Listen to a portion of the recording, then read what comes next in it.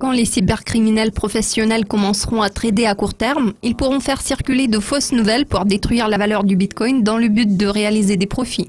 Ainsi, beaucoup de personnes perdront leur épargne.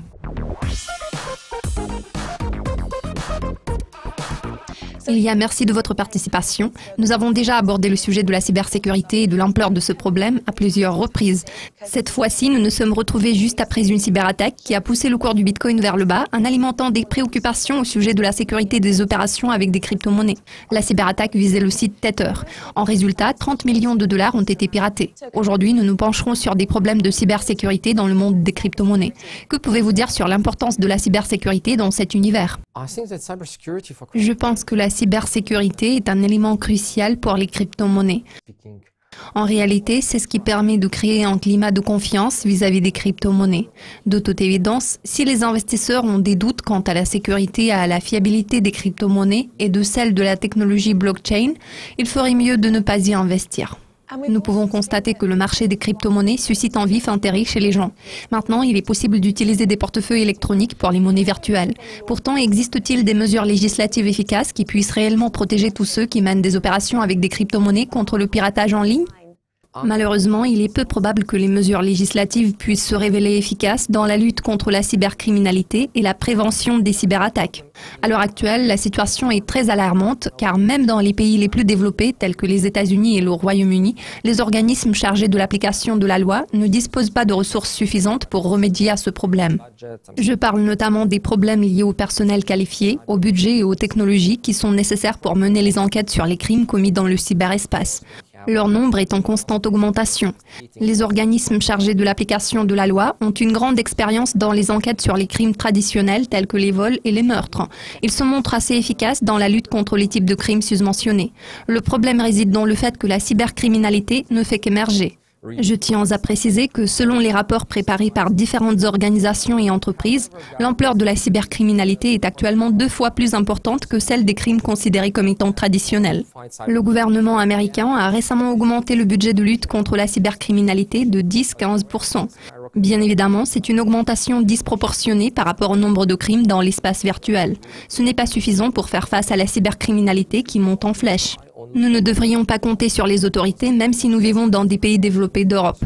D'une part, il n'y a pas de ressources suffisantes. D'autre part, le Bitcoin n'est pas une crypto-monnaie officiellement réglementée. Par conséquent, lorsque vous investissez votre argent dans quelque chose qui est situé dans une zone grise, ne comptez pas sur le gouvernement pour venir à votre secours si les choses tournent mal.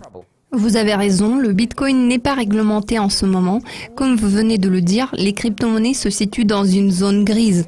L'un des risques émanant des crypto-monnaies réside dans l'anonymat. Vous ne savez pas vraiment à qui vous avez affaire. Cela ouvre la porte au crime. Quels conseils pourriez-vous donner à ceux qui investissent dans les crypto-monnaies? Existe-t-il des solutions pour protéger leur argent? Si vous permettez, je voudrais commencer par défendre le Bitcoin. Certains experts bien réputés affirment qu'ils associent le Bitcoin au crime, et plus particulièrement à la cybercriminalité et au blanchiment d'argent. Il est vrai que ce problème existe. Pourtant, le blanchiment d'argent et le trafic de drogue existent depuis le début de l'histoire de l'argent liquide. Je ne pense pas qu'il soit correct et statistiquement exact de dire que le Bitcoin et d'autres crypto-monnaies sont synonymes de la cybercriminalité. Néanmoins, il est vrai que le Bitcoin est au cœur de plusieurs cybercrimes. Cela devient un gros problème car si les pirates font tout correctement, il est presque impossible de les retrouver, même si des entreprises techniques très compétentes et le FBI sont impliqués dans le processus. Techniquement parlant, si tout se fait correctement, il est pratiquement impossible de comprendre ce qui s'est passé et de trouver le coupable. Je voudrais ajouter qu'il existe aussi un autre problème. Aujourd'hui, il y a beaucoup de personnes fortunées sur ce marché. Toutes ces personnes cherchent de nouvelles opportunités d'investissement pour préparer l'avenir de leur famille et de leurs enfants sur le plan financier. Les marchés traditionnels sont actuellement sur le déclin. Il y a beaucoup de risques, le rendement est très faible. Les investisseurs sont en quête de nouvelles opportunités. C'est pour cette raison qu'ils sont attirés par la blockchain et le Bitcoin. Ils sont sûrement impressionnés par le rythme de croissance affiché par ce marché. Ils se disent que c'est ce dont ils ont besoin pour offrir un bel avenir à leurs enfants.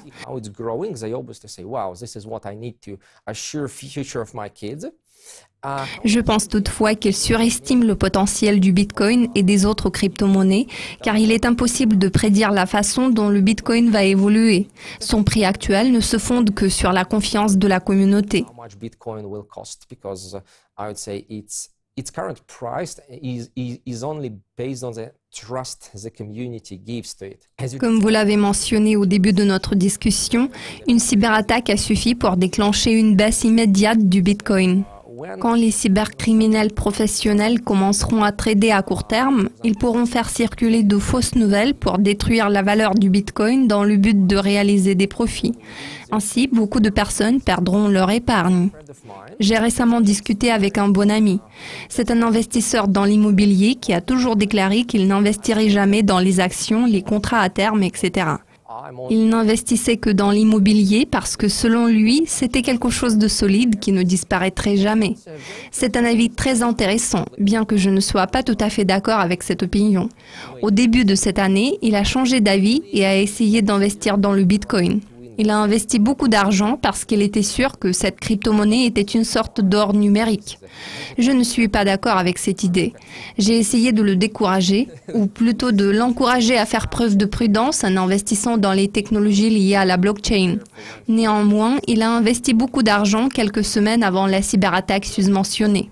Lorsque le taux de change du Bitcoin a temporairement chuté de 30%, il a eu très peur et il a tout vendu juste avant que le cours du Bitcoin n'ait recommencé à grimper. Il était frustré et extrêmement déçu.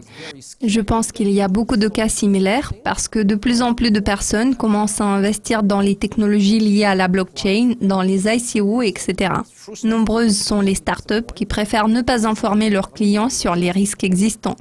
Ces startups cherchent à vendre leur technologie à tout prix et elles ne sont pas suffisamment claires sur les risques. Si vous voyez que les gens essayent d'atténuer les risques en vous incitant à investir dans la technologie liée à la blockchain, vous devez leur demander de vous fournir des informations précises sur les risques. Vous devez leur poser des questions suivantes. Quels sont les risques? Si tout s'effondre après que j'aurai investi, pourrais-je vendre mes jetons? Serais-je en mesure de les vendre rapidement? Sera-t-il possible de préserver l'argent que j'ai investi dans cette monnaie virtuelle? How quickly can I sell? How quickly can I exit? How quickly I can save the cash I've put into this particular digital currency? Avant d'investir, vous devez évaluer tous les risques qui sont associés à ce genre d'investissement. Si les représentants de telle ou telle start-up vous disent de ne pas vous inquiéter car c'est de l'or numérique et rien de grave ne peut arriver, que la valeur de la crypto-monnaie en question ne fera que monter en flèche, il se peut qu'ils ne soient pas tout à fait honnêtes avec vous.